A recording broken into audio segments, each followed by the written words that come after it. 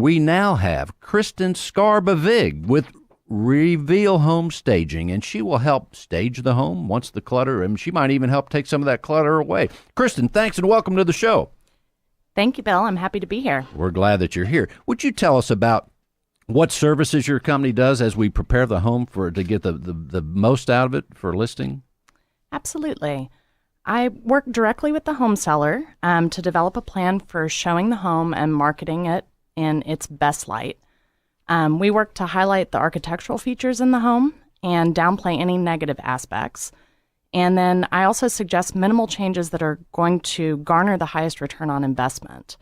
My most popular service is my walk and talk report, and this is where I spend about 90 minutes with the homeowner, and I make recommendations with them while they take notes on how best to market the home. So we're looking at decluttering, removing items, just those things that were mentioned earlier. So then you're going to remove items. Now, do you also have items that you bring into the home to make it look a little nicer, or you have to see what the job is? It depends on the job. It's on a case-by-case basis. I do rent out items to homeowners. I also provide furniture rental for vacant properties. So if there's an investor that's looking to sell an empty home, it's much better to show that with furniture inside. In some cases, I will recommend some minor purchases to homeowners that can really help to brighten up a room. Exactly. Other than decluttering, what's the most common thing that you see that people, that's kind of a mistake that they make when they say, hey, my house looks fine? Other than having a lot of clutter, what's like the number two thing that's a big mistake? I would say really having too much furniture in a space. Sometimes multiple pieces can really overwhelm a room, and we are trying to make the room appear as large as it can. So decluttering and minimalizing is very important. Once again, less is more than what you're saying. Absolutely. What about color? Do they ever need to change the color of a room? Or, I mean, if you walk in and there's some kind of crazy color, you're going to advise them, of course, right? Very frequently. And there's a big difference between the way that you design your home to live in and the way that you design it to sell.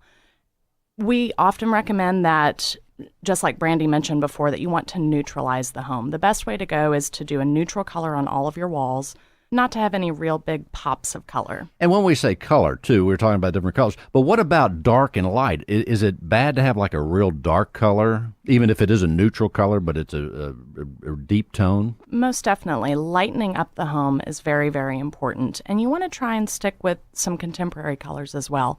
Grays are very popular right now. You can always go with a taupe or a beige on your walls. Anything neutral that is going to not make people look directly at the walls, but look at your home as an overall feature is very important. Because the home is the product that we're selling, so we want to give it the best presentation possible, right? Certainly. Now, on your website, do you have pictures of these of your work?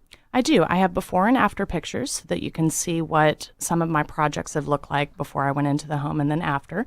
I also have many pictures available for you to get a good idea of what the staging process looks like. Kristin, what is your website? Would you tell the listeners, please? My website is revealhomestaging.com. And your phone number, please? My phone number is 713-364-6330. Anything else we need to know in a quick bullet point, Kristin, about Reveal Home Staging? It is all about the marketing. If you market your home right the first time, then you reduce the need for price reductions and when the home is languishing on the market for too long. So staging your home up front could save the average Houston home buyer up to $12,000. And when it looks good, then the photographer comes in, takes those photos, and in the meantime, the realtor's got multiple offers, and some of them are probably cash. Last parting thought, Kristin, we're going to go around the room with parting thoughts. Work with a professional all the way from the start to the finish. Yeah, the do-it-yourself is not going to bring us in all these facets that we talked about today.